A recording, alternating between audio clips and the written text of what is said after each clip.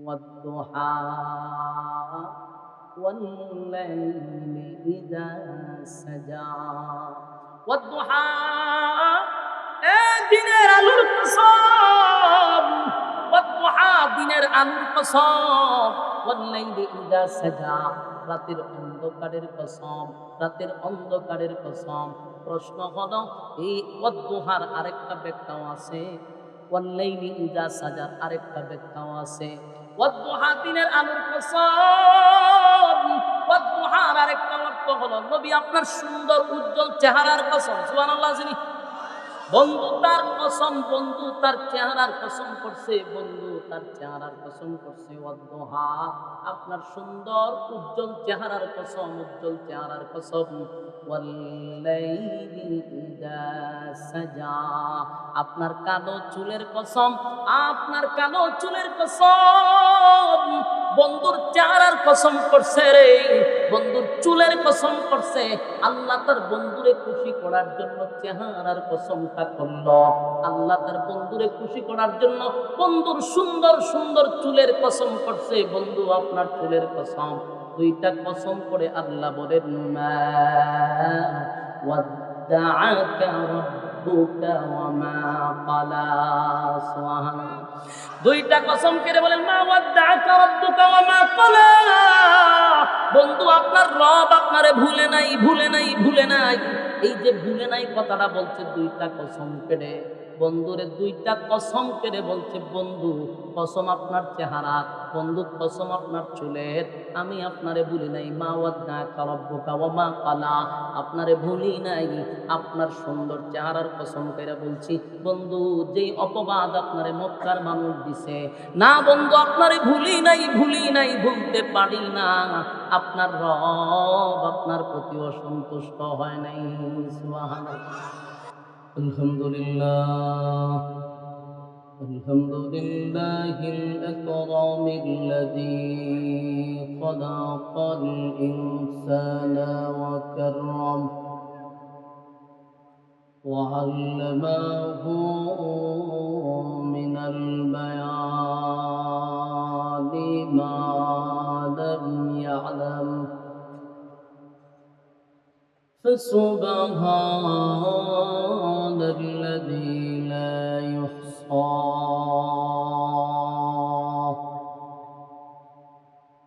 امتداده باللسان ولا بالقلم ونشهد أن لا إله إلا الله وحده لا شريك له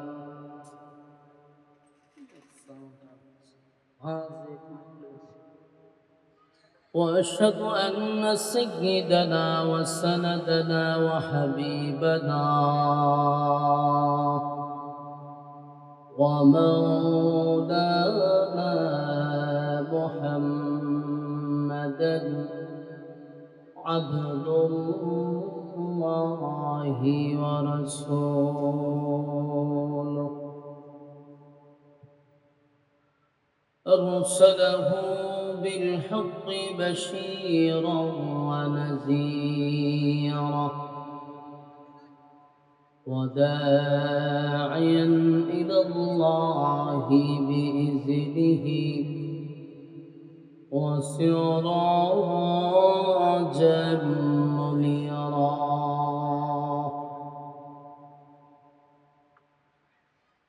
أما بعد فأعوذ بالله من الشيطان الرجيم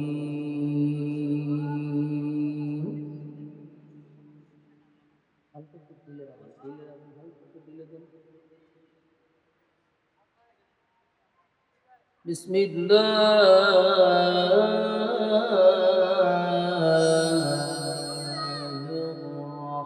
الرحمن الرحيم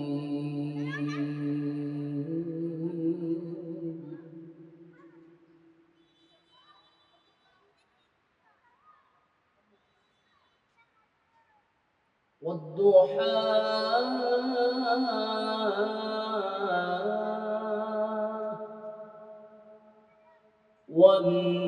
والليل إذا سجى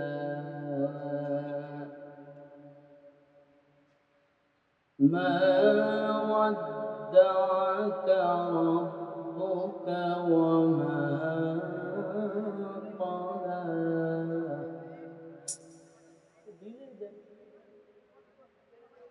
বাংলা কথাই বলেন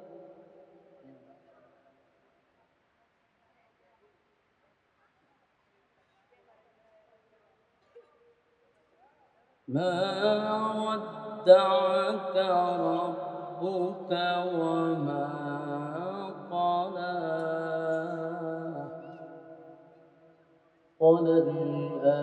وللآخرة خير لك من الأولى ولسوف يعطيك ربك فترضى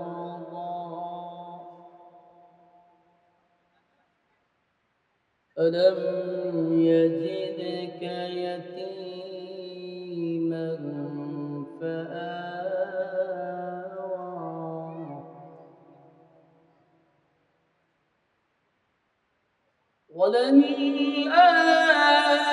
وللآخرة خير لك من الأولى ولسوف يعطيك ربك فترضى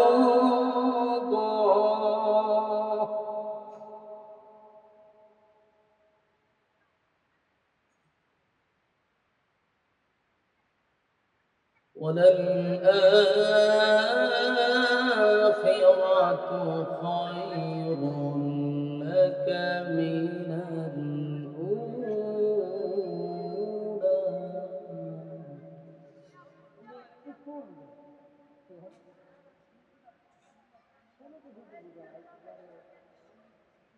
কিচ্ছু বোঝে না লোকটা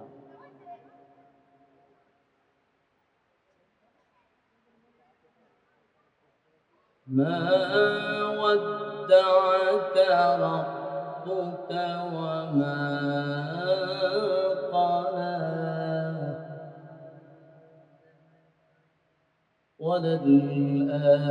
وللآخرة خير لك من الأولى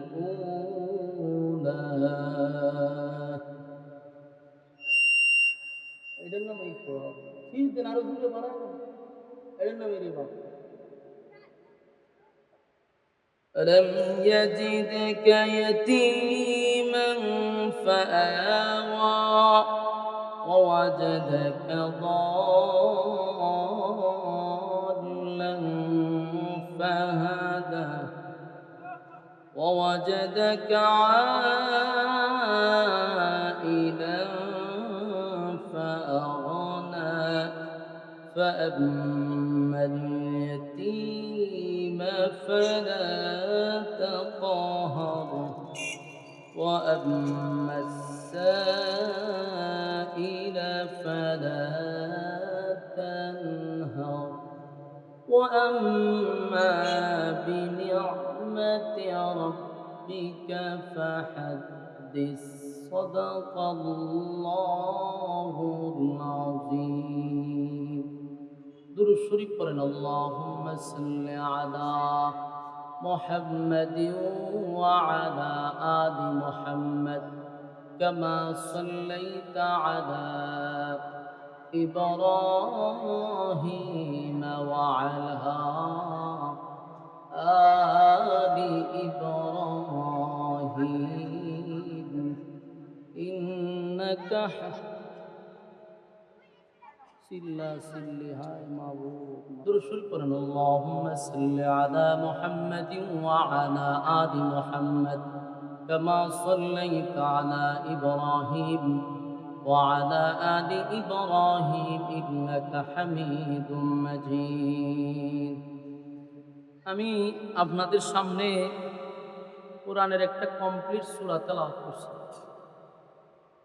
এই সূরা আপনাদের সামনে তেলাওয়াত করছি, এখান থেকে কিছু কথা আপনাদের সামনে উপস্থাপন করতে চাই। আল্লাহ আমারে তৌফিক দান করুক, আপনাদেরকেও শ্রবণ করার তৌফিক দান করুক। আমিন। সূরাটার নাম হলো সূরা দোহা। এই সূরাটি হিজরতের আগে নাজিল, তার মানে এটা মাক্কি সূরা। নাজিল হয়েছে একটা ঘটনার কেন্দ্র করে। আল্লাহ রাসূল সাল্লাল্লাহু আলাইহি সাল্লামকে খুশি করার জন্য, সান্ত্বনা দেওয়ার জন্য। আবার এখান থেকে উম্মতের একটা শিক্ষাও আছে। আমরা যদি একটু মনোযোগ দিয়ে শুনি তাহলে আশা করি কথাগুলি কাজে লাগবে। সূরা দোহা মূলত নাজিল হয়েছিল একটা লম্বা গ্যাপ, কোরআন নাজিল হওয়ার একটা লম্বা গ্যাপ ছিল। ভাই আল্লাহ রাস্তায় শিশমিশ বন্ধ করেন, ভাই বন্ধ করেন শিশমিশ, আপনারা তো মাস্টার বানানি লাগতেন। তো একটা গ্যাপ পড়ছে, বলতে কোরআন নাজিল করা আল্লাহ বন্ধ করে দিয়েছিল। তো এটার অনেক বর্ণনা আছে। রাসূলকে আল্লাহ রেস্টে রাখার জন্য, আল্লাহ রাসূলকে রেস্টে রাখার জন্য কোরআন নাজিল বন্ধ করছে। কারণ কোরআন এটা অনেক ওজন, এটা লোড বেশি। এই লোড হওয়ার কারণে রাসূলের শরীরে তাপ উঠত। তো কোরআন এটা অনেক লোড, ওজন, আল্লাহর রাসূলের উপর আল্লাহ নাজিল করছে। তো রাসূলের শরীরে কি হতো? তাপ উঠতে যেত, কাঁপত, তাপ উঠতে যেত। যেমন হেরা পর্বতে যখন কোরআন নাজিল হয় তখন আল্লাহ রাসূলের শরীরে তাপ উঠে গেছে, উনি কম্বল দিয়া তারপরে জড়ায় ঘুমাইছে। কারণ এতটা অবস্থা খারাপ ছিল। আল্লাহ রাসূল এমনটাও বলছে যে আমি মনে হয় আর বাঁচব না। আম্মা জান খাদিজা ওনাকে সান্ত্বনা দিছে।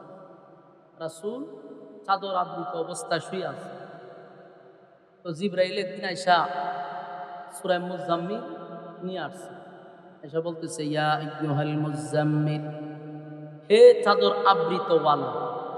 আল্লাহ কিন্তু ইয়া মুহাম্মদ বলে কোরআনের কোথাও ডাক দিছে না। নবীর নাম ধইরা আল্লাহ কোরআনের কোথাও ডাক দেয় না। দেন দেন সুবহানাল্লাহ আছে, আছে কোন সুবহানাল্লাহ থাকলে কোন আমার কেরাইছে তামসা দেখতেন। সুবহানাল্লাহটা কোন জায়গা বলতে ওটা বলেন, শিখেন, এগুলো শিখেন, খালি নাচানাচিত না, একটু শিখার চেষ্টা করেন। রাসূল সাল্লাল্লাহু আলাইহি সাল্লামের কাছে যখন কোরআন নাজিল হয়েছে, আল্লাহ কোরআনের এই যতগুলা আয়াত আছে, যতগুলা সূরা আছে, আপনি তালাশ করে দেখেন কোথাও নবীর নাম ধরে আল্লাহ ডাক দিছে। মানে বন্ধুরে উফাদি বইলা ডাক দিছে, কিন্তু নাম ধরে ডাক দিছে না। কতটুকু সম্মান মর্যাদা রাসূলের। তো যেদিন শুয়ে রয়েছে সেদিনও আল্লাহ ইচ্ছা করলে ইয়া মুহাম্মদ বলে ডাক দিতে পারত, কিন্তু আল্লাহ বন্ধুর নাম ধরে ডাক দেয় না। বলছি ইয়া আইয়ুহাল মুজাম্মিল, হে চাদর আবৃত ওয়ালা, কুমিল লাইলা ইল্লা কালিলা, আপনি দাঁড়ান। এইভাবে শুয়ে থাকলে চলবে? আপনারা যে কাজের জন্য আমি পাঠাইছি এই মিশন সাকসেস করতে হবে। আপনি দাঁড়িয়ে যান, রাতের অংশে যে কোনো এক অংশে আপনি দাঁড়িয়ে যান। নিসবাহু আও ইনকুস মিনহু কালিলা, রাতে 2 ভাগের যে কোনো এক ভাগ। কারণ শুয়ে থাকলে আপনার মিশন সাকসেস হবে না। আমি যে কাজের জন্য আপনাকে পাঠাইছি এই কাজ চালায় যেতে হবে। এই জন্য আল্লাহ উফাদি বলে ডাক দিয়েছে ইয়া আইয়ুহাল মুজাম্মিল কুমিল লাইলা ইল্লা কালিলা নিসবাহু আও ইনকুস মিনহু কালিলা। ইয়া আইয়ুহাল মুজাম্মিল, হে চাদর আবৃত ওয়ালা। রাসূলকে আল্লাহ উফাদি বইলা বইলা ডাক দিয়েছে। যখনই ডাকার মন চাইছে আল্লাহ ইয়াসিন বলে ডাক দিছে, তাহা বলে ডাক দিছে, ইয়া আইয়ুহাল মুদ্দাসসির বলে ডাক দিছে, কিন্তু ইয়া মুহাম্মদ বলে ডাক দেয় নাই। তাহলে রাসূলের প্রতি আল্লাহ এটা আলাদা একটা মহব্বত, বন্ধুর প্রতি বন্ধুর একটা আলাদা মহব্বত, নাম ধরে ডাক দিছেন। এখন দেখেন রাসূল সাল্লাল্লাহু আলাইহি সাল্লাম শুয়ে আছে, আল্লাহ বলতেছেন আপনি উঠুন, রাতের শেষ অংশে দাঁড়িয়ে যান। দাঁড়িয়ে কি করেন? ওয়ারাত্তিলিল কুরআনা তারতিলা। রাতের শেষ অংশে আপনি দাঁড়িয়ে ওয়ারাত্তিলিল কুরআনা তারতিলা, আপনি তারতিলের সাথে কোরআন তেলাওয়াত করেন। বন্ধুরে সান্ত্বনা দিতেছে, দাঁড়িয়ে যান, দাঁড়িয়ে কোরআন তেলাওয়াত করেন। তো এই যে কোরআন নাজিল হয়, রাসূল কাঁপনি শুরু করে, রাসূলের শরীরে কম্পন সৃষ্টি হয়। এই জন্য আল্লাহ মাঝখানে কোরআন বন্ধ করে দিয়েছে 15 দিন, কেউ কয় 40 দিন। কিন্তু এর অনেকগুলা ব্যাখ্যা আছে যে কেন কোরআন নাজিল করা বন্ধ করে। আরেকটা উল্লেখযোগ্য কারণ হলো, মক্কার মানুষ আল্লাহর রাসূলের সামনে আইসা একদিন বসছে। কারণ তখন মক্কাতে লোক দল ছিল 3টা, দ্বিত্ববাদী, তিত্ববাদী, বহুবাদী। কেউ 2 খোদায় বিশ্বাস করে, কেউ 3 খোদায় বিশ্বাস করে, কেউ বহু খোদায় বিশ্বাস করে। তার রাসূল দাওয়াত দেয় একত্ববাদী খোদা। মক্কার মানুষ বলল, আমরা জন্মের পর থেকে বাপ দাদার ধর্ম পালন করতেছি যেই জায়গায়, সেখানে তুমি আইসা একত্ববাদী এক খোদার দাওয়াত দাও, এটা আমরা মানতে পারি না। আমাদের খোদা আছে, বহু খোদা আছে, রিজার্ভ আছে খোদা। আমরা এই এক খোদা মানবো কেন? তোমার খোদার সংখ্যা কম, আমাদের খোদার সংখ্যা বেশি। যুক্তি দেখছেন? আপনারা আমার ওয়াজ বুঝুন না, মাত বুঝেন। আমি আপনারা সামনে বসছি, আপনারা কি নিয়ত করছেন যে কোনো কথাবার্তা আপনারা কইতেন না? হন অন্তি খুব ভালো মানুষ হয়ে গেছেন আপনারা। অন্তত ওকে হা নাটা কইেন, হা না কইেন। তৎক্ষণ চিল্লাইছে হেরা, কারণ আপনারা তো কথাই বন্ধ করে দিয়েছেন। আমি বুঝুন কেমনে যে আমার কথা বুঝতেছেন? রাসূল সাল্লাল্লাহু আলাইহি সাল্লাম দাওয়াত দেয় খোদা, একজন রবে দাওয়াত দিচ্ছে, আর তারা দ্বিত্ববাদী, তিত্ববাদী, বহুবাদী। বহুবাদী মানে বহু খোদায় বিশ্বাস করে। তো তারা বললো যে আমরা এত খোদা থাকতে আমি একজন খোদার দাওয়াত দেওয়ার দরকারটা কি? আমরা সাথে এসে করি। আল্লাহ রাসূল বলল, নিজের হাতে খোদা বানায় এটা তোমরা নিজের হাতেই বানায় এটা তোমরা রব মনে করো।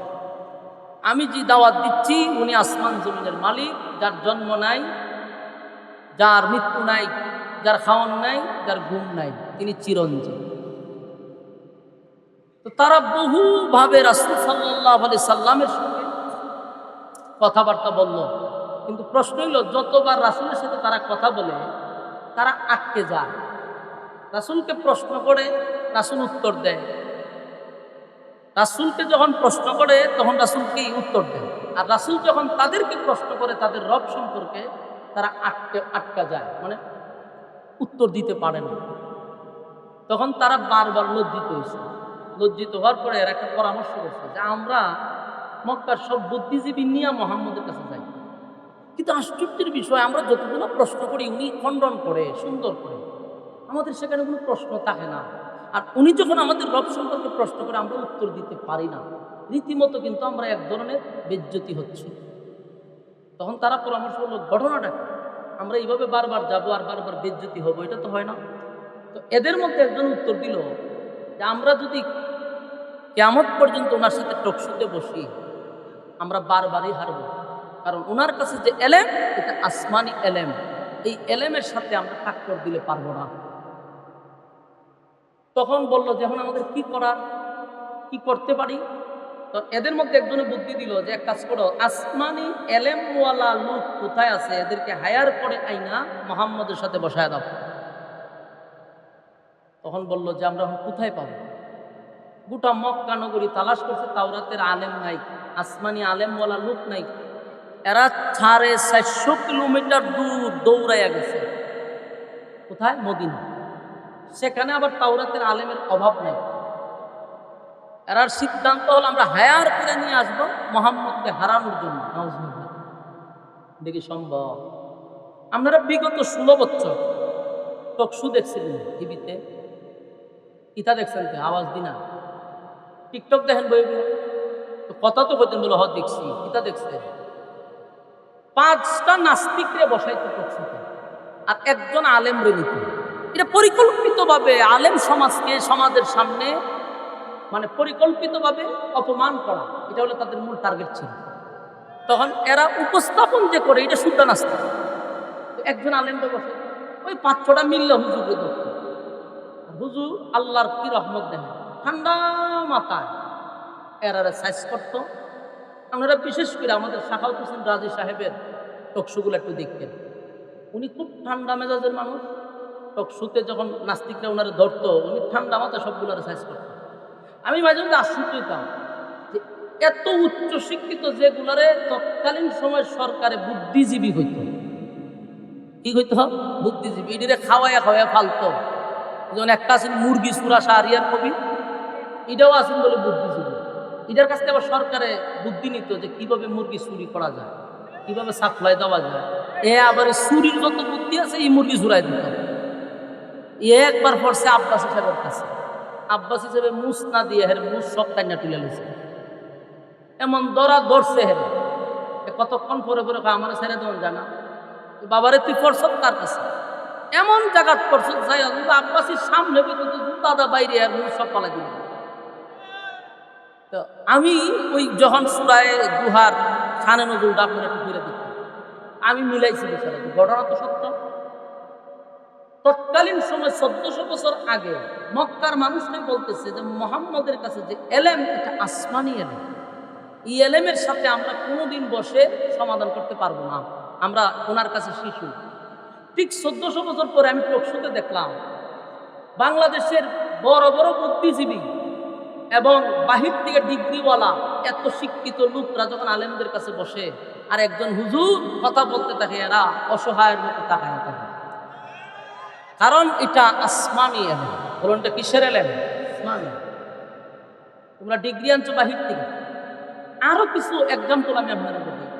বাংলাদেশের 64 জেলায় ওয়াজ করে আমাদের অভিজ্ঞতা আছে। যেমন আমাদের আগে অনেক সময় প্রধান অতিথি রাখে, প্রধান অতিথি হয় কোনো দলের নেতা আর নাহলে কোনো সংসদ সদস্য। তো এরা দেয় 5 মিনিট বক্তব্য দিবার লাগে। তো হাজার হাজার মানুষ থাকে, মাইকটা লইয়া দাঁড়াইয়া প্রথম শুরুটা করে বিসমিল্লাহির রহমানির রহিম। ওই বিসমিল্লাহ হতে পারে, বেসমাল্লাহ হয়। কোরআন বিকৃত করে হ্যাঁ বক্তব্য শুরু করে, মুখে লাগে টুলে লাগে, কথা গুছাইতে পারে না, শেষে পাবলিক মারতে হয় আর বক্তব্য লাগতো না। মানুষ বিরক্ত হয় কথা শুনে, অথচ তার পিছনে ডিগ্রির অভাব নাই, সব বাহিরের ডিগ্রি, কিন্তু মানুষের সামনে কথাটুকু গুছাইয়া বলতে পারে না। আপনি একজন আলেম বসায়া দেন লক্ষ লক্ষ মানুষের সামনে, ঘন্টার পর ঘন্টা কথা বলতেই থাকবে, টুডে আর জিব্বায় লাগবে না। এটা দুনিয়াবি আলেম নয়, এটা আসমান। তো সম্মানিত শুধু মক্কার মানুষ, মক্কার সব বুদ্ধিজীবী শেষ, এখন গেছে 450 কিলোমিটার দৌড়ায় মদিনা, সেখান থেকে বুদ্ধিজীবী হায়ার করে আনবে। মদিনায় গিয়ে তাওরাতের আলেমদেরকে বলল যে আমরা ভারাক্রান্ত মন নিয়ে আসছি আপনাদের কাছে, বড় কষ্ট নিয়ে আসছি। বলে কি কষ্ট? বলে আমাদেরই বংশের, আমাদেরই রক্তের, আমাদেরই বাতিজা, সারা জীবন ধর্ম পালন করলাম বাপ দাদা, এখন সে আইসা একত্ববাদী খুদার দাওয়াত দেয়। আমরা বহুবাদীরা তো শেষই, দ্বিত্ববাদীরাও শেষ, তৃত্ববাদীরাও শেষ। এখন সমাজের মধ্যে ফাটল সৃষ্টি হচ্ছে, বাপ ছেলের মধ্যে ঝগড়া হচ্ছে, আমরা আছি খুব সমস্যার মধ্যে। ওনার সাথে আমরা বসলেও আমরা লজ্জিত, কারণ যত জ্ঞান লইই যায় ওনার কাছে শিশুর মতো বসে থাকতে হয়। ওনাকে যতগুলো প্রশ্ন করি উনি খণ্ডন করে, কিন্তু আমাদেরকে যখন আমাদের রব নিয়ে প্রশ্ন করে আমরা আর কথা বলার কোনো সুযোগ থাকে না। তো তাওরাতের আলেমদের কাছে গেছে তো পণ্ডিত, এরা কথাগুলি বইলা তাওরাত কিতাব দেখতেছে আর বলতেছে যে হ্যাঁ আমরা যার অপেক্ষা করতেছি সে অলরেডি চলেও আসছে, নবুয়ত পাইও ফেলাইছে, আর অলরেডি আইসা করছে, নবুয়তও পাইছে। তখন বললো যে আমরা বলি তোমরা উত্তর দাও। তো তাওরাতের আলেমরা বলতেছে ওনার বংশটা কি কুরাইশ বংশ? বলে হ।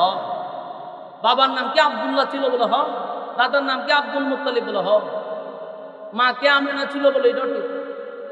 দাদাকে আব্দুল মুত্তালিব ওই খানায় কাবার মুতাওয়াল্লি ছিল? বলে এটাও ঠিক। আরো অনেকগুলো প্রশ্ন করছে, একটার পর একটা। মক্কার মানুষকে উত্তর দিয়ে হেরা মাথা দাঁত দিয়ে হয় আমরা যা কইবার আছি এর চেয়ে বেশি এরা জানে। আমরা 450 কিলোমিটার দৌড়াই আসলাম, কিন্তু আমরা থেকে বেশি তাওরাতের আলেমরা বেশি জানে। কারণ তাওরাতের আলেমরা হলো প্রতি পৃষ্ঠায় পৃষ্ঠায় পৃষ্ঠায় মুহাম্মদের নাম। সুবহানাল্লাহ। তো বলে আমরা চাইতাম বলে আমরা যাইতাম। আমরা আপনাদেরকে 3টা প্রশ্ন দিয়ে দিই, এই শুধু ওনাকে 3টা প্রশ্ন করবা, যদি উত্তর দিতে পারে তোমরা সহ সবাই কালেমা পড়ে ঈমান আনবা। সুবহানাল্লাহ। এরা কইটা কি তখন বলে হবে, এরা চিন্তা তৈরি গেছেন আইলাম আমরা একটা সমাধান করলে ওনারা হারাই বললে, আর উনি কয় 3 প্রশ্ন উত্তর দিতে পারলে আমরা কালেমা পড়তাম, তার আইলাম কেন এত দূরে। তখন মদিনার পণ্ডিতরা বলল যে এই 3 প্রশ্নের জবাব একমাত্র নবী রাসূল ছাড়া পৃথিবীর কেউ দিতে পারবে না। উনি উত্তর দিলেই বুঝবেন উনি আল্লাহর পাঠানো পয়গম্বর, এতে কোনো সন্দেহ নেই। এরা মনে অনেক কষ্ট নিল, শেষে গেছে মক্কায়, আবার ওই হায়ার করে আনতে গেছিল আর আনছে না। 3 প্রশ্ন লইয়া এরা মদিনায় মক্কায় আসছে।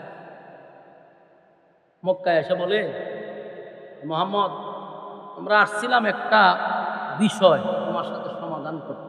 কি বিষয়? বলে আমরা চিন্তা করে দেখলাম তোমার সাথে ঝগড়াঝাটি করে লাভ নাই, তুমি আমাদেরই বংশের, আমাদেরই রক্তের, আমরাও চাই তোমার কালেমা করে ঈমান আনতে। একটা কথা ইয়াদ রাখবেন, দুষ্ট লোকের মিষ্টি কথা, এরা খুব মিষ্টি মিষ্টি করে কথা বলতেছে যে আমরা চাচ্ছি তোমার সাথে অনর্থক দ্বন্দ্বে জড়ানোর কোনো দরকার নেই, তোমার কালেমাটাই পড়তে চাই, তবে শর্ত। তবে কি? কালেমা পড়তে শর্ত দোস্তা। তো দিছে শর্ত। কি শর্ত? যে আমরা এই 3টা প্রশ্নের জবাব দিবা। 3 প্রশ্নের জবাব দিতে পারলে ওই গুহাবাসীর 1 নাম্বার প্রশ্ন আসহাবে কাহফের ঘটনা, 2 নাম্বার হলো যে রূহ সম্পর্কে, 3 নাম্বার হলো একজন বাদশাহ যুলকারনাইন, এই বাদশার ব্যাপারে আমাদেরকে তত্ত্ব দিবা, ডিটেলস বর্ণনা করবা, আমরা কালেমা করে ঈমান আনবো। রাসূল চিন্তা করে দেখলো যারা আসছে মক্কার সব বড় বড় মাতা, এরা যদি কালেমা পড়ে তাহলে বাধা দেওয়ার আর কেউ নেই। কথা বুঝতেছেন? রাসূল খুব খুশি, খুব খুশি। বললো ঠিক আছে, আগামী কালকেই আপনাদের 3 প্রশ্নের জবাব দেওয়া হবে। মক্কার মানুষ চলে গেল আগামী কালকের জন্য অপেক্ষায়। আগামী কালকে আবার টিম নিয়ে আসছে, কিন্তু ঘটনাক্রমে সেদিন জিব্রাইল সকালেও আসে নাই, বিকালেও আসে নাই, দিনও আসে নাই। রাসূলের ধারণা ছিল সকাল বিকাল জিব্রাইল আসে, 3 প্রশ্নের জবাব বইলা দিব, আমি তাদেরকে আবার উত্তর দিয়ে দেব। কিন্তু জিব্রাইল তো আসলো না। পরের দিন এরা সব লয়ে এসে বুদ্ধিজীবী, তো কেউ উত্তর কেউ আসতে হবে না, আগামীকাল। সেদিনও তারা চলে গেল, কিন্তু সেদিনও জিব্রাইল আসেনি। আবার আসছে তারা, রাসূল ভাই আজকেও হবে না, আগামীকালকে। তারা চলে গেছে, জিব্রাইল এদিনও আসেন। 1 দিন 2 দিন 3 দিন 4 দিন 6 দিন হয়ে গেছে, উত্তরও দেয় না, জিব্রাইলও আসে না। আচ্ছা কোন তো দেখি মক্কার মানুষ এখন বসে থাকবো না সমালোচনা করব? আমি একটা এক্সাম্পল দিই। আপনার এই গ্রামের নাম কি? আউলিয়াবাদ। আউলিয়াবাদের কেন্দ্রীয় মসজিদের ইমাম সাহেবের কাছে যদি আপনি কি এখন হুজুর আমি একটা মাসলা দিয়েছি, আমার একটু কইয়া দেন, হুজুর আপনারা বললো আগামী কালকে, আপনিও মনে মনে ভাবছেন ঠিক আছে হুজুরের মতো আলাদা দরকার আছে, উনি করুক, এরপরে আমাদেরকে বলবো। আগামীকালকে গেছেন ইমাম সাহেবের কাছে, ইমাম সাহেব আজকে হইতো না, ও ব্যস্ত আছি কালকে। এরপরে গেলেন না আজকে হইতো না কালকে, হইতে করতে আপনার যদি 3 দিন ঘুরায় আপনি কি করবেন? আপনি দোকানে গিয়ে সেটা হুজুরের বিরুদ্ধে হইতেন না? হ্যাঁ, ওই দোকানও চা খাইবেন আর কইবেন যে আমরা যে মসজিদের ইমাম সাহেব রাখছে হুদ্দা ফাও বেচারা কোনো ইমাম সাহেব না, খালি গরম ভাত খাওয়াই আর বেতন দেই, বেটার কোনো এলেম খালামও নাই, 1 মাস লগে এখন আজকে 6 দিন ধরে ঘুরাইতেছে, এবার মসজিদে বাড়ি করে না কেন? এরকম সমালোচনা সারা গ্রামে আপনি করবেন। ঠিক মক্কার মানুষ নবীর বিরুদ্ধে একইভাবে গ্রামে গঞ্জে শহরে বন্দরে সব জায়গায় নবীর বিরুদ্ধে অপপ্রচার শুরু করছে। হয় মুহাম্মদ আমাদেরকে ধোঁকা দিচ্ছে, আগেই বলছিলাম, কিন্তু সে আমাদেরকে বাপ দাদার ধর্মের মধ্যে চুনকালি দিয়ে নতুন ধর্ম গ্রহণ করাচ্ছে। দেখছো 3 প্রশ্নের জবাব দিতে পারে না, সে রাসূল হতে পারে না। নাউজুবিল্লাহ। ডাল মন্দ শুরু হয়েছে, 1 দিন নয়, 2 দিন নয়, 10 দিন, 12 দিন, 15 দিন।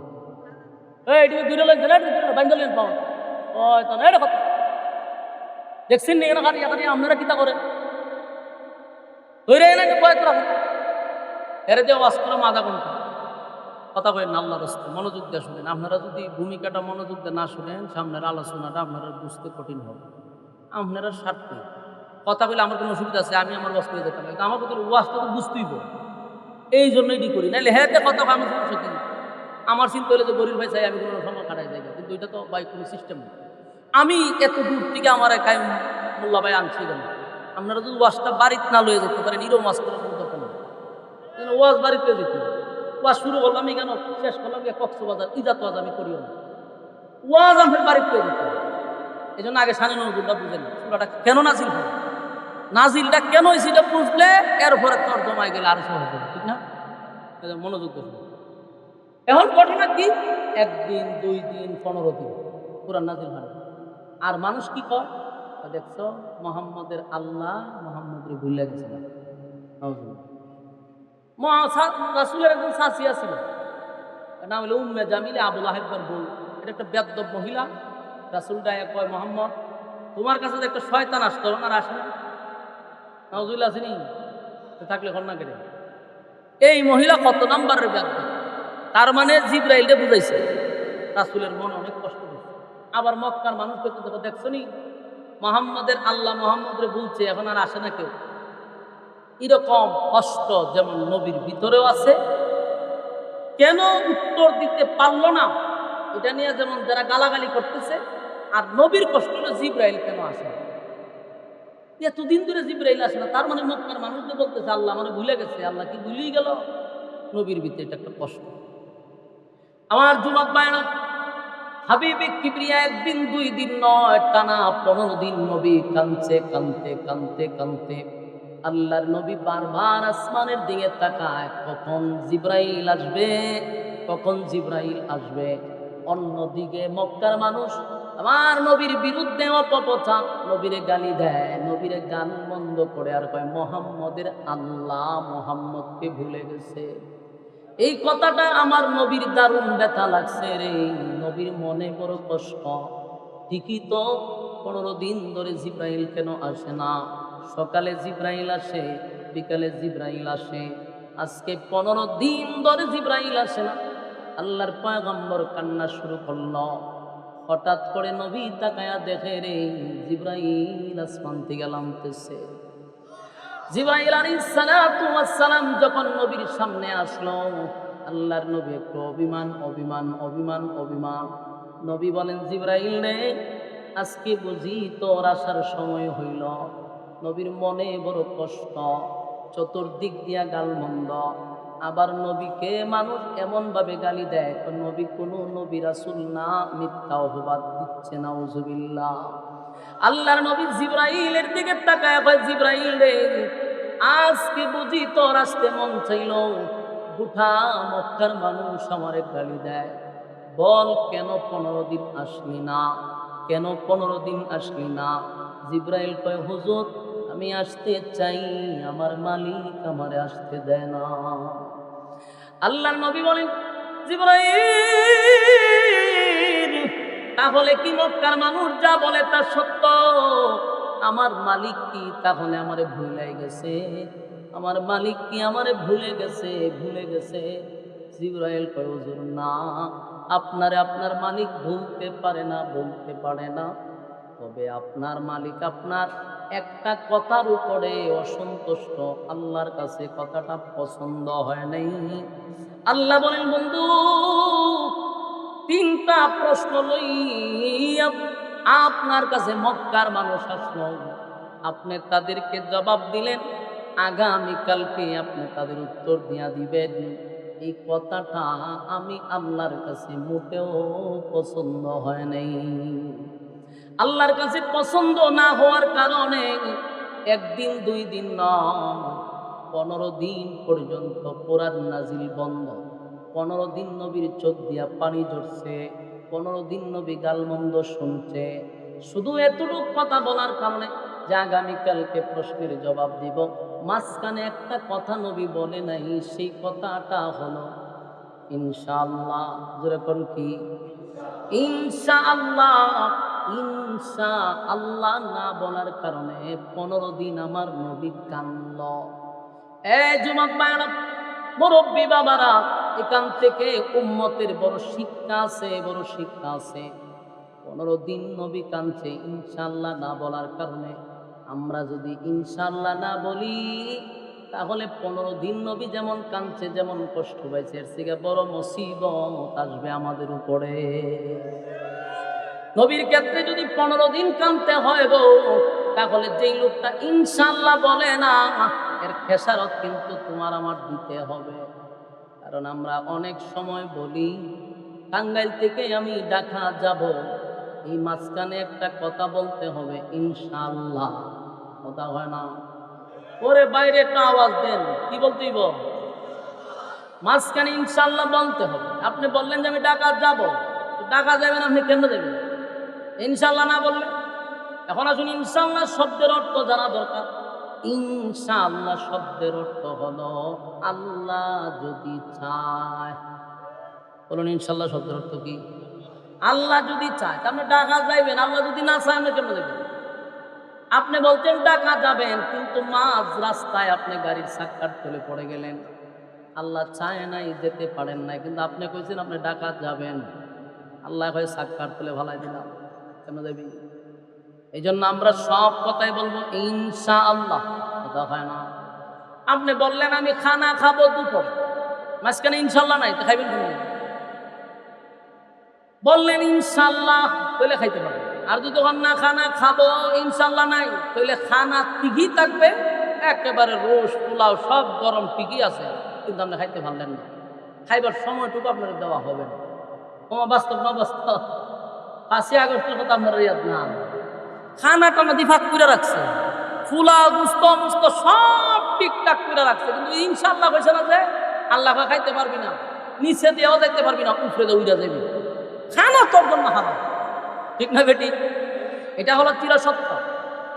আমি বলছি খানা খাবো, কিন্তু আল্লাহ কয় তোর আর বাংলাদেশে এক মুঠো খাবারও তোর রিজিকে নেই, খাইতে পারবি না, তোর খাবার অন্যরা খাইবে। যারা গণভবনে ঢুকছে আর আগে খাইছে, গিয়া দেহ মা আসলে গরম একবারে, তখন বোঝা যায় এরার লেগে ভাগ করে দিচ্ছে। যার খাওয়ার কথা ছিল সে কি খাইতে পারছে? যার খাওয়ার কথা ছিল সেও খেতে পারলো না। অথচ কত স্বপ্ন, কত পোলাও, কত রোজ, কত মেহমানের জন্য খাবার পাক করার রেডি ছিল, কিন্তু আল্লাহ যদি খাইতে না দেয় রে, সব তোমার সামনে থাকলেও খাইতে পারবা না। এটাই হলো চির বাস্তব, ঠিক নেই? হার খাবার খেয়ে খাই না, হ্যাঁ, আর খাওয়ান খেয়ে খাই না। জীবনে কি কেউ ভাবছে প্রধানমন্ত্রীর খাবার সাধারণ জনগণে খাইব?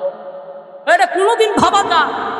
আল্লাহ যদি চায় প্রধানমন্ত্রীর খাবার সাধারণ কৃষকেও খাইতে পারে, যেটা অসম্ভব, এটা সম্ভব করে কে? এইটা নিয়ে আপনি একটু ভাইবেন। জীবনে কোনোদিন কল্পনাও করা যায় না যে ডক্টর ইউনূসের খাবার মনে করেন সাজায় রাখছে, আমি বক্তায় গিয়া খামো, এটা কল্পনা করেন যায়। কিন্তু আল্লাহ যদি চায় তাহলে এরকমটা কইরা দেখাইতে পারে, কথা হয় না? শেখ হাসিনার খাবার আপনি খাইবেন, এটা আপনি ঘুমায় কল্পনা করছেন? স্বপ্নে দেখলো তো আপনার 3বার আস্তে করলে ভর্তিব, বুকে ফু দিতেইব, এরপর আয়ত কুস্তি ভর্তিব, আরো 5জন মৌলবীটা কেন আপনার শরীরে ফু দিতেইব, যে আপনি কেড়েটা মনে মনে ভাবছেন, এটা আপনার অপরাধ। তাবিজ বলা ধুলাই দেওয়ার দরকার আপনার, যে কেন আপনি ভাবলেন? কিন্তু অসম্ভবটাকে আল্লাহ সম্ভব করে দেখাইছে। যার জন্য খাবার রেডি, হেরে আল্লাহ গারো ধরে উঠে দৌড়াই দিছে, আর নিচে দিয়া এক কৃষকটা খানা খায়, পোলা মানে খায়। এটা হলো ইনশাআল্লাহর বল। দেখি ইনশাআল্লাহ খানা খাবো যদি কইতো, তাহলে আল্লাহ এক মডেলের খাওয়াই আর কথা কই না? কিন্তু ইনশাআল্লাহ বলে নাই। আপনারাও সব কাজে আজকের পত্রিকা কি বলবেন? ওই যে ইনশাআল্লাহ যে কইতো না, এরা আওয়াজই বোঝা যায়। এরা আল্লাহ কোন পদার্থ দিয়া বানাইছে আল্লাহ মাহবুব ভালো জানে। এই মিয়া ইনশাআল্লাহ হইবেন নি? তা আপনারা যে কইতেছেন এটা একটু বোঝা যায় যে আপনারা ঈদের পক্ষে না, আওয়াজ কম। বলুন সব কাজে কি কইবেন? হ্যাঁ ইনশাআল্লাহ কইতে। আমি আজকে ওয়াজ করলাম, আপনারা যদি একজন ওইটা মনোযোগ দিয়ে আমল করেন আর কন, তাহলে আমার এটাই যথেষ্ট। আপনারা বলবেন সব, আমি ঠিক না? ইনশাআল্লাহ বলতে হবে সব কাজ। মাহফিল শেষ করে বাড়িতে যাবো, এখানে ইনশাআল্লাহ, আনালে গাড়ি সাক্কার তোলে ভালো দিব আল্লাহ, হ্যাঁ বলবেন ইনশাআল্লাহ। সব কাজে কি ইনশাআল্লাহ বলতে হবে? ইনশাআল্লাহ বলতে হবে, সব কাজের শুরুতেই হবে ইনশাআল্লাহ। তার মানে হলো আল্লাহ যদি চায়, আল্লাহ যদি চায়, আল্লাহ যদি চায়, ঠিক নেই? আমার যুবক বায়না, আল্লাহর হাবিব জিবরাইল কয় হুজুর, আমার মালিক এই কথাটা পছন্দ করে নাই গো, পছন্দ করে নাই। আপনি যদি বলতেন ইনশাআল্লাহ, আগামীকাল কি উত্তর দিয়া দিব। তাহলে 15 দিন জিব্রাইলকে আটকানো হতো না। আমার যুবক ভাই, এখান থেকে উম্মতের একটা শিক্ষা রে। আরেকটা কথা হলো, নবীরা তো ভুলে না, আল্লাহ ভুলায়া দেয়। এটা হলো আমাদের আকীদা। এটা কি? সমস্ত নবীরা মাসুম, মাসুম, তাদের কোনো গুনাহ নাই। আবার নবীরা ইচ্ছাকৃত ভুল করে না, আল্লাহ তাদেরকে দিয়া ভুল করায়। ভুল না করাইলে উম্মত শিখবো কোথা থেকে? এই জন্য নবীদেরকে ভুলাইয়া দেয় উম্মতকে শিখানোর জন্য। নবী যদি ইনশাল্লাহ না বলতো, আমরা জীবনেও ইনশাল্লাহ বলতাম না। কথা কোন ঠিক নেই। এই জন্য ইনশাল্লাহ প্রতিটা কাজে বলা দরকার। আল্লাহ কয়, বন্ধু আপনার এই কথাটাই শুধু আমার কাছে অপছন্দ হয়েছে, কিন্তু বন্ধু আপনারে আমি ভুলি নাই, ভুলতে পারি না। কিন্তু নবী তো অভিমান, নবীর মনে কষ্ট। মক্কার মানুষ নবীরে দেখলে কয় মুহাম্মদের আল্লাহ মুহাম্মদকে ভুলে গেছে। আর নবী কাঁদছে কয়দিন? 15 দিন। 15 দিন কাঁদছে রে, 15 দিন কাঁদলো। আল্লাহ তার বন্ধুরে খুশি করার জন্য, আনন্দ দেওয়ার জন্য, বন্ধুর অভিমান ভাঙানোর জন্য সূরা দুহা নাজিল করছে। 15 দিন গ্যাপ, কোরআন নাজিল হয় না। এরপরে যে সূরা নাজিল হয়েছিল দুহা, এই সূরার দুহার প্রতিটা আয়াতের দিকে আপনি একটু লক্ষ্য করবেন। আমি যখন বলবো আপনি শুধু অর্থের দিকে খেয়াল করবেন, অর্থের দিকে খেয়াল করবেন, বুঝবেন যে প্রতিটা আয়াতই যেন নবীরে খুশি করার লেগে নাজিল করছে। সুবহানাল্লাহ। 15 দিন নবী কান্না। এরপর আল্লাহ সূরা দুহা নাজিল করে। দুহার শুরুতে দুইটা কসম করছে। জোরে কোন কয়টা? আরো জোরে। দুইটা কসম করছে। আল্লাহ তখন সূরা দুহা নাজিল করে বলেন, ওয়াদ-দুহা ওয়াল-লাইলি ইযা সাজা। ওয়াদ-দুহা, এ দিনের আলোর কসম। ওয়াদ-দুহা, দিনের আলোর কসম।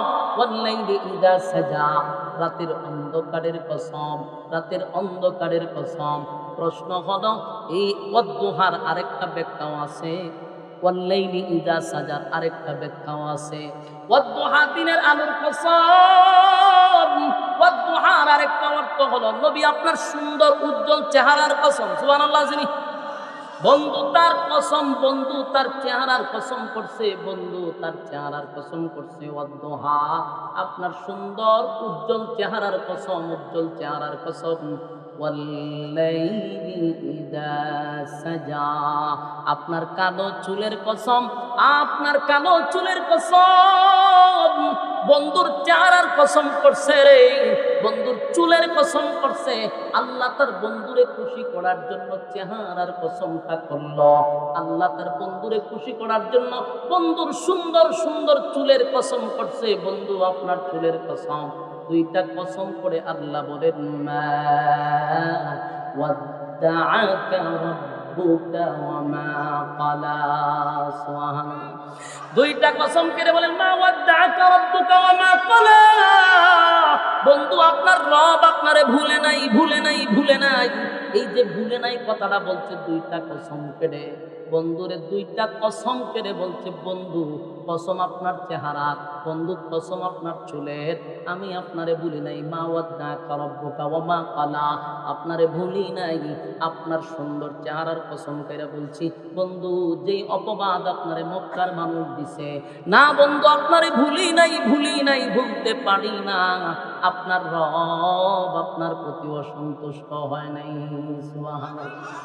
আমি প্রথমে বলছি, প্রতিটা আয়াতের দিকে আপনারা লক্ষ্য করবেন। প্রতিটা আয়াতের অর্থই যেন বোঝা যায় নবীর খুশি করার জন্য, নবীর আনন্দ দেওয়ার জন্য আল্লাহ নাজিল করছে। 15 দিন আমার নবী কান্দলো রে। মোর আল্লাহ সূরা দুহা নাজিল করিয়া বন্ধুরে এত খুশি করলেন। দুইটা কসম করে বলে, আপনাকে ভুলি নাই, ভুলতে পারি না। আপনার রব আপনার প্রতি অসন্তুষ্ট হয় নাই। এরপর আল্লাহ বলেন, ওয়ালাল আখিরাতু খায়রুল লাকা মিনাল উলা। আল্লাহ বলেন, ওয়ালাল আখিরাতু খায়রুল লাকা মিনাল উলা। বন্ধু আপনাকে দুনিয়ায় যা দিছি, দুনিয়া কিছুই না। আপনার জন্য পরকালে আমি এর থেকে হাজার হাজার গুণ বেশি বরাদ্দ রাখছি। আমার যুবক ভাইরা, আল্লাহ তার বন্ধুরে আরো খুশি করলেন। ওয়ালাল আখিরাতু খায়রুল লাকা মিনাল উলা ওয়ালাসাউফা ইউতিকা রাব্বুকা ফাতারদা। আল্লাহ কয় ওয়ালাল আখিরাতু খায়রুল লাকা মিনাল উলা, বন্ধু দুনিয়ায় যা দিছি অল্প, এটা স্যাম্পল, পরকালে আপনার জন্য গোডাউন রাখছি, গোডাউন। সুবহানাল্লাহ। তার মানে যিনি দুনিয়া সৃষ্টি করলো তিনি কয় দুনিয়া কিছুই না, যে রব দুনিয়া বানাইলো সে কয় কিছুই না। আপনার জন্য আমি কোটি কোটি গুণ বেশি বরাদ্দ রাখছি পরকালে। বন্ধু আপনি রাগ কইরেন না, অভিমান কইরেন না, যা দিছি কিছুই না, পরকালে আপনার জন্য বরাদ্দ রাখছি। এরপর আল্লাহ বলেন ওয়ালাসাউফা ইউতিকা রাব্বুকা ফাতারদা। আল্লাহ বলেন চিরেই আপনাকে আমি খুশি করব, খুশি করব, খুশি করব। সুবহান। ওয়ালাসাউফা ইউতিকা রাব্বুকা ফাতারদা এর কারণ হতে পারে আল্লাহ বলছেন চিরেই শীঘ্রই খুশি করব। তাফসীর কারকরা বলেন একটা কারণ হতে পারে পরবর্তী মক্কা বিজয়, 2 নাম্বার কারণ হতে পারে মেরাজের রজনী, 3 নাম্বার হতে পারে রোজ হাসরে আমার নবীকে আল্লাহ সুপারিশকার বানাবে। এই 3টা কারণের একটা হতে পারে ওয়ালাসাউফা ইউতিকা রাব্বুকা ফাতারদা। আল্লাহ বলেন বন্ধু আপনাকে অচিরেই খুশি করব। যেমন আপনারা দেখছেন দলের জন্য যদি কোনো নেতায় মার খায়, কথা হয় না, চিন্তা করছেন অবস্থা, সকল কিশোর গ্যাং ম্যাং দিয়ে আপনার এলাকা বেরোলেছে। কথা মনোযোগ আছি না, ছেড়ে দিতাম, কথাগুলি মনোযোগ দেন। দুনিয়ার দলের জন্য যদি নেতায় মার খায়, মনে করেন বিএনপির যত নেতা আছে মার খাইছে কার কাছে? আওয়ামী লীগের কাছে। জনমের বাদাম খাইছে না, তোমার কথা কেন বাদাম দিছে তো আওয়ামী লীগে ভিড়াইছে। তখন এই যে নেতার মারল, এই নেতার এখন প্রমোশন বাড়ছে না কমছে? কারণ বিএনপির যতগুলো নেতায় মার খাইছে দলের কাছে তার প্রমোশন বেড়ে গেছে। তাহলে বোঝা যায় মায়ের খাইলে কি বাড়ে? প্রমোশন। আবার যদি বিএনপির কাছে আওয়ামী লীগের জনমের মতো মার খায়, তখন দেখবেন আবার ক্ষমতায় আসে, ক্ষমতায় আর সম্ভাবনা নাই। তেমনি ফাঁসি তো অলরেডি ফাঁসির রায় হয়েছে না। এখন আমরা এটা বেশি একটা খুশি না, ফেরে খুশি না। আমি মিষ্টি মিষ্টি আমিও খাওয়াইলাম, খুশি না কেন জানেন? বাংলাদেশে তা কত রায় বেরিয়েছে, কার্যকর হয় না। হ্যাঁ, যেদিন শুনুন যে জুলাই লিছে এদিন না হয় আপনারা খুশি করি। বাংলাদেশে এটা একটা ফর্মালিটি রক্ষা করতেও পারে, এই জন্য বেশি একটা আনন্দ হওয়ার কিছু নেই। আবার অনেকে ঘোষণা দিতেছে আমরা আইলে সব খালাস করে দেব, আইলে সব শেষ করে দেব। তো দরদি আছে না, এই জন্য তো খুশি হওয়ার কিছু না। একটা রায় দিছে, ফর্মালিটি রক্ষা করছে। কারণ ওই যে একটা প্রদীপ আছে না, প্রদীপ, হ্যাঁ প্রদীপে চিনেন না, মাইরা লেছে একদম সেনাবাহিনীতে।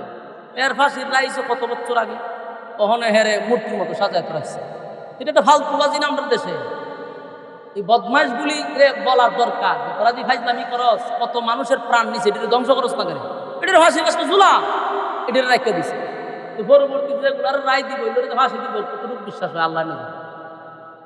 সম্মানিত শুধু এই জন্য অত বেশি আনন্দ হওয়ার আর কিছু না। কারণ হেরারও আবার দরদি আছে, কলিজার মানুষ আছে, হেরা আবার এটা খালাস করলো, কথা বলছেন, সমস্যা নেই। তো মূল কথা হইল যদি নেতা কারো দলের জন্য মার খায়, ওই নেতার প্রমোশন বাড়ায়া দেয়, দল বাড়ায়া দেয়। ঠিক নেই? দেখবেন ক্ষমতায় আসলে পরে যে নেতা বেশি মার খেয়েছে তার টাকা পয়সা দিয়ে কোনো একটা কাজ করো, তুমি বিভিন্ন দেশে একটু ভ্রমণ করে আসো। কারণ তুমি তো অনেক মাইটের খাইছো, আয়না করে থাকছো, বিভিন্ন প্রেশার তোমার মাথার উপর দিয়ে গেছে, একটু এনজয় করে আসো, মাইন্ডটা ফ্রেশ করে আসো। কোথায় যাইবা? ইউরোপ, আমেরিকা, সিঙ্গাপুর, বিভিন্ন দেশে, থাইল্যান্ড যাইবা। তখন নেতায় যায় গিয়া সেটা সাগরের ঘরে বোতল লইয়া বয়, বোতল টানে আর এনজয় করে, আর হুড়পুরি তো সামনে আসলো। এটার নাম এনজয়। এটার নাম কি? বোতল টানন আর হুড়পুরি নিয়ে নাচানাচি করন সাগরের ঘরে, এটা নাম হলো এনজয়। নেতায় যদি মায়ের খাওয়ার পরে এনজয় হওয়ার সুযোগ পায়, আল্লাহ হয় আমার বন্ধু আমার দল করতে গিয়ে আমার হয়েছে। বলুন আল্লাহ রাসূল কার দল করছে? মায়ের খাইছি নি, গালি শুনছি নি, আল্লাহ কি কয়, দুনিয়ার নেতারা যদি ভ্রমণ করার সুযোগ পায়, প্রমোশন বাড়ে, আমার বন্ধু আমার দল করতে গিয়ে মার খাইছে, আমি আমার বন্ধুর প্রমোশন বাড়ায় দেব, আমি আমার বন্ধুরে ভ্রমণ করাবো। তবে দুনিয়ার নেতারা ভ্রমণ করে দুনিয়ার ভিতরে, আমি আমার বন্ধুরে দুনিয়াতে ভ্রমণ করাবো না, ভ্রমণ করাবো 7 আসমানের উপরে। আল্লাহ বলেন ওয়ালা সাউফা ইউতিকা রাব্বুকা ফাতারদা। আল্লাহ বলেন অচিরেই আপনাকে আমি খুশি করব বন্ধু, অচিরেই আপনাকে আমি খুশি করব, খুশি করব। তাই আল্লাহ বলেন হয়তো ভাই খুশিটা মেরাজের রজনী হতে পারে।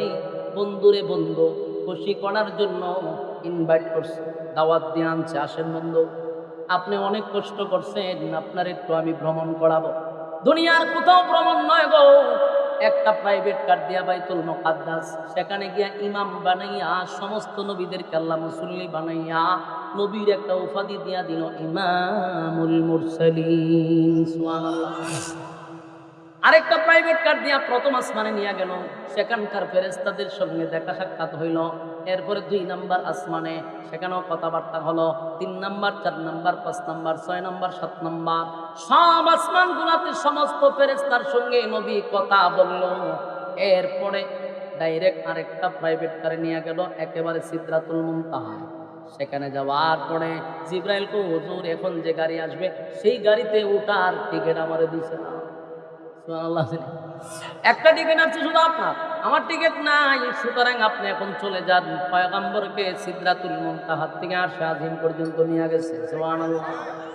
সেখানে যাওয়ার পরে আল্লাহ বলে বন্ধু আপনি আসছেন, দুনিয়ার নেতারা দুনিয়ায় ভ্রমণ করে, আমি আপনারে 7 আসমান ভ্রমণ করাবো। 7 আসমান ভ্রমণ করাইয়া বন্ধু জান্নাত জাহান্নাম দেখাবো, জান্নাত জাহান্নাম দেখাইয়া হাউজে কাউসার দেখাইয়া বন্ধুরে আবার দুনিয়ায় পাঠাইছে।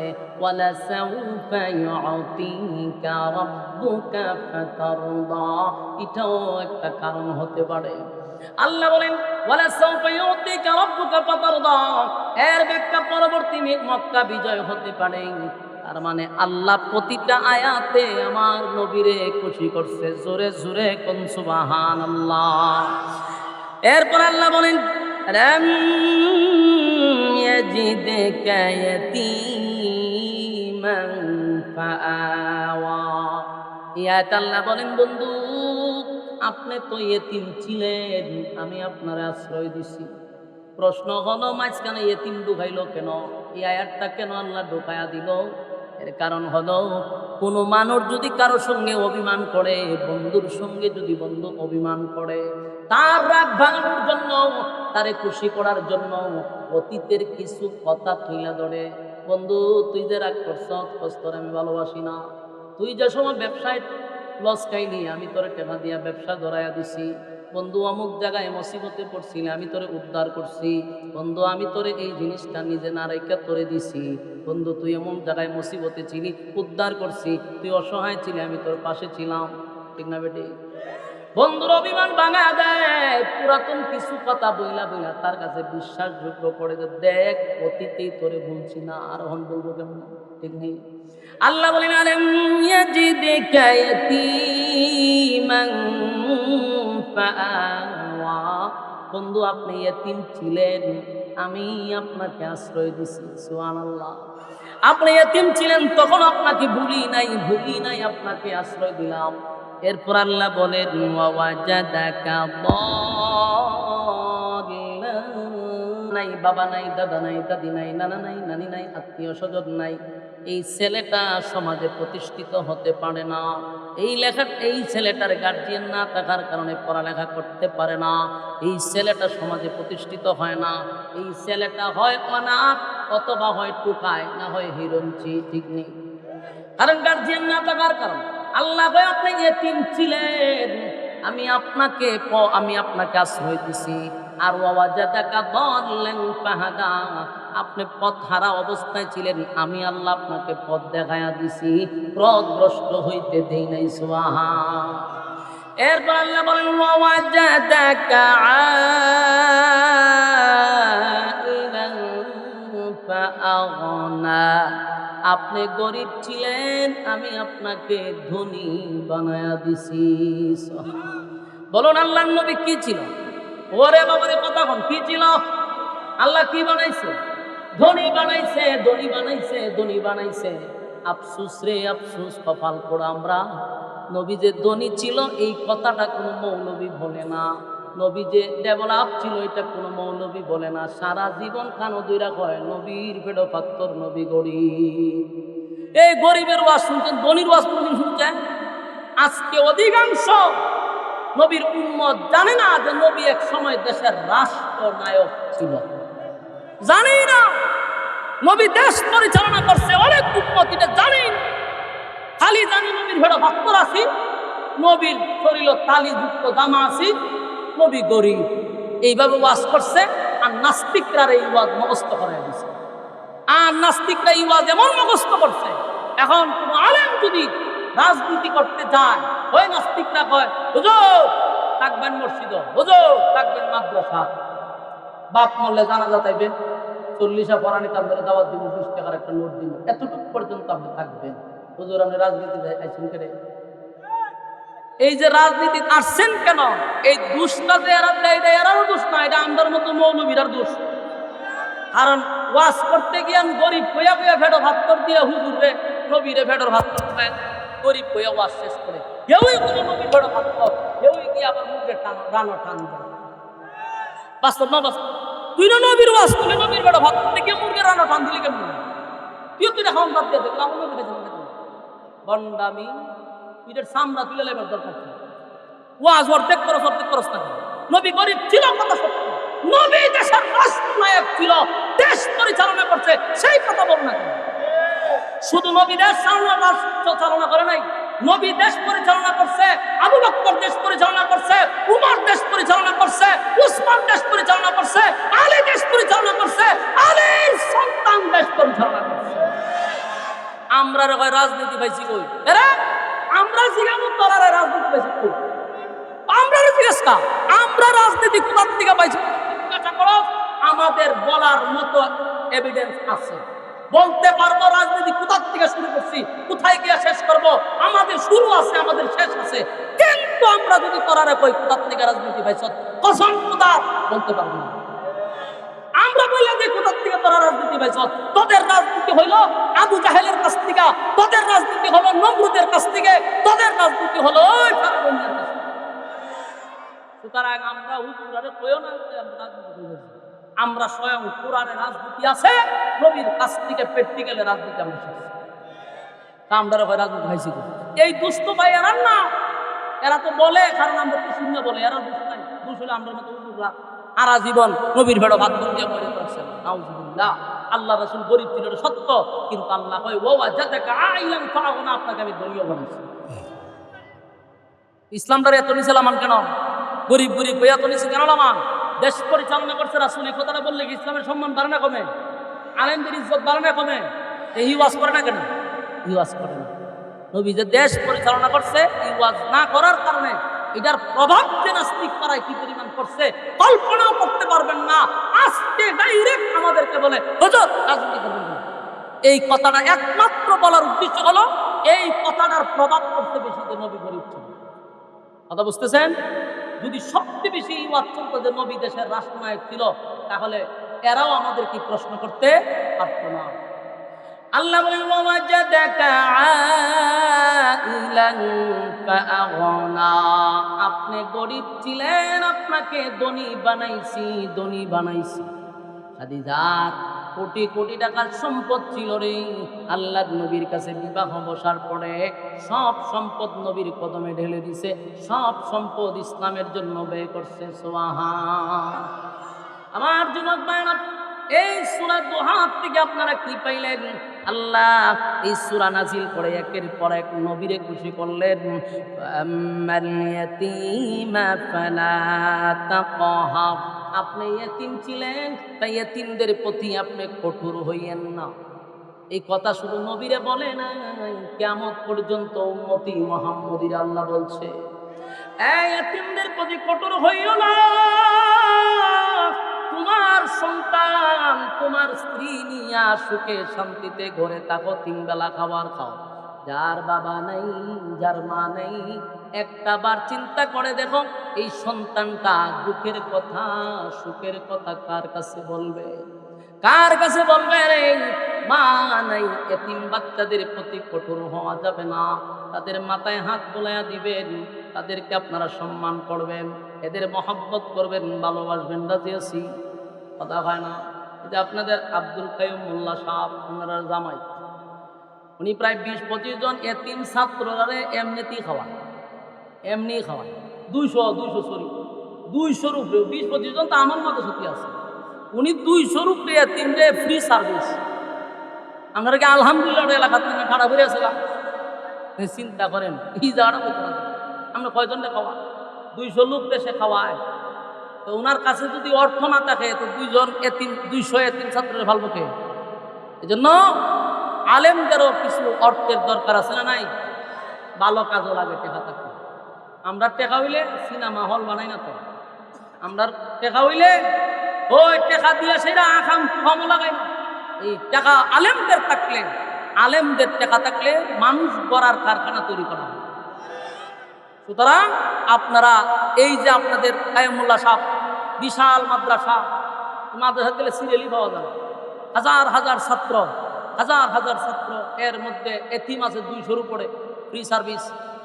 আর মাদ্রাসার ব্যাপারে তো ওয়াজ করে লাভ নাই। ইন্টারন্যাশনাল এক মাদ্রাসা যেখানে, আর রাইহান ইন্টারন্যাশনাল মাদ্রাসা, রাইহান যে মাদ্রাসা পড়ালে এখন সম্মানিত শুধু বলুন আলেমদের টাকার দরকার আছে না নাই? আজকে গরিব গরিব কইতে কইতে আপনারা ইসলামটারে কই নিয়ে তুইছেন, 12টা বাজাইছেন তো। আর আমাদের মতো কিছু স্বভাব খারাপ আছে হুজুরলার, পাঞ্জাবি বলতে বলতে ভিসা থেকে উঠতে থাকা, হেমন এটা কিছু বুজুর্গ বুজুর্গ বেরিয়ে দেখায়। পাঞ্জাবি তোর ভিসা উঠতে করে 30 তারিখে পাঞ্জাবি সুন্দর করে পরিষ্কার কর। ইসলাম তোর এত নোংরা ভাবে টাকার জন্য বলে নাই, ইসলামটারে 12টা বাজাইতে এটা সুফিগিরি দেখায়। পাঞ্জাবির মধ্যে ভাসমন লেগে রয়েছে, টুপির মধ্যে লেগে রয়েছে ভাসমন, এর কাছে গেলে ভাড়ার বন্ধ করে, এ আবার সুফিগিরি দেখায়। এটা আপনাকে ইসলাম বলে না। আপনার টাকা আছে, শান শৌকতে চলেন, ইসলাম আপনাকে এটি বলছে। আপনাকে দেখে 10টা ছেলে যেন মাদ্রাসা দিতে বাধ্য হয়, আমরা হুজুরে দেখে মাঝে সব বনাস মাদ্রাসা দিলেই তো জানাজার সময় ডাকবো, মাদ্রাসা দিলেই তো ফরানির সময় ডাকবো না। এটা আলেমদের কাজ নয়। আলেমদের কাজ ইমাম শব্দের অর্থ নেতা, গ্রামের মহল্লার সব জায়গায় বিচার করবে ইমাম সাহেব, এবং রাষ্ট্র পরিচালনা করবে একজন আলেম। এটাই ছিল সিস্টেম। কিন্তু আমরা ওই জায়গা থেকে নিয়ে ডুবাইছে মসজিদ আর ডুবাইছে মাদ্রাসা, তার কাছে বুঝছেন নি? এই জন্য আপনার সন্তানগুলিকে মাদ্রাসায় পড়াবেন। মাদ্রাসায় পড়লে ঠকছে, কায়েমুল্লাহ সাহেব ঠকছে নি? কথা হয় না, ঠকছে না। এটা যেই টাকা ওনার গাড়ির দুয়াদা যায়, এটা আপনারা ইনকাম করতে বহুত দেরি আছে। মাদ্রাসা পড়ায় কিন্তু ঠকছে নি? কথা হয় না। এই জন্য আমরা একসময় হয়তো মাদ্রাসা পড়াইলে খাইতে হইতো না। বেটা খাইবার লাগে আমরা মধ্যে ভাগল করবো না, খাই নাও খাই। সুতরাং মাদ্রাসার প্রতি আকৃষ্ট হন। বর্তমানে যতগুলা ইঞ্জিনিয়ার কন, ব্যারিস্টার কন, ডাক্তার কন, সবগুলার মা বাপ হলে গিয়ে বৃদ্ধাশ্রম। শুধু বাংলাদেশ তালাশ করে দেখেন একজন আলেমের মা বাপ যদি বৃদ্ধাশ্রমে থাকে তাহলে ওয়াজ করতাম না। এই শিক্ষা মানুষ গড়ার কারখানার থেকে শিক্ষা দেওয়া হয়। সত্যিকারের মানুষ হইতে গেলে দিনই শিক্ষা ছাড়া বিকল্প রাস্তা নেই। আল্লাহ আমাদেরকে বুঝার, মানার, আমল করার তৌফিক দান করুক। সকলে বলি আমিন।